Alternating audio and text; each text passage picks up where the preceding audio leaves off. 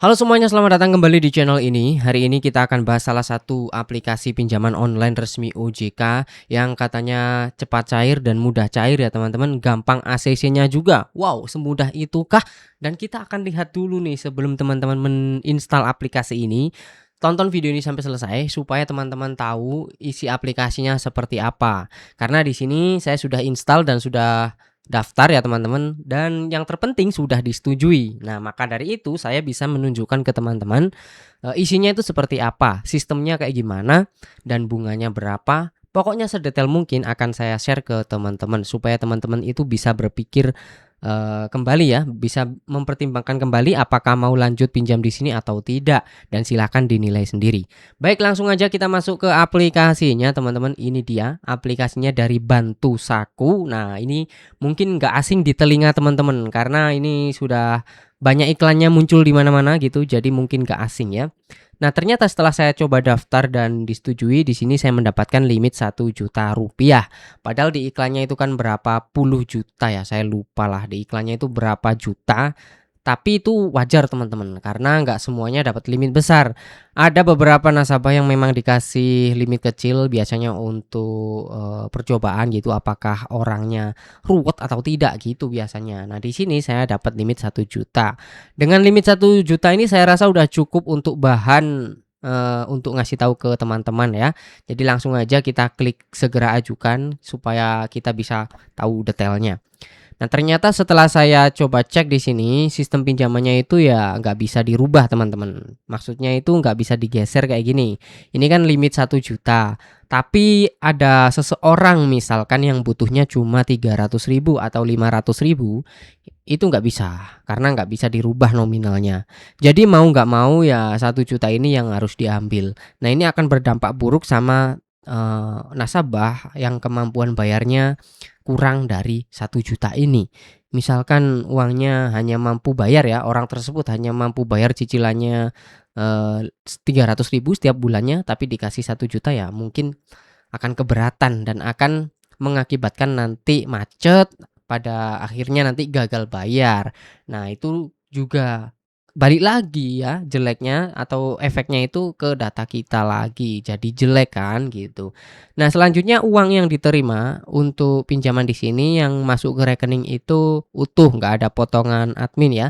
Jadi teman-teman misalkan ambil 1 juta, itu terima di rekeningnya ya 1 juta utuh.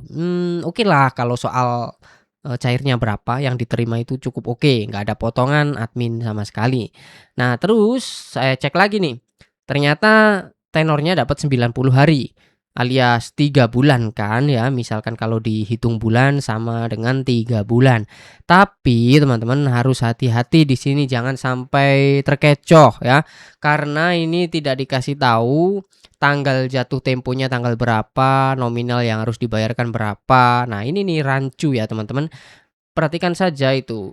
Kalian tahu nggak itu harus bayar cicilannya tanggal berapa? Nggak tahu kan? Misalkan saya ambil hari ini, saya nggak tahu tuh nanti jatuh tempo cicilan pertamanya tanggal berapa dan nominal yang harus saya bayarkan berapa. Nggak tahu saya. Nah, kemudian yang cicilan kedua juga tidak tahu.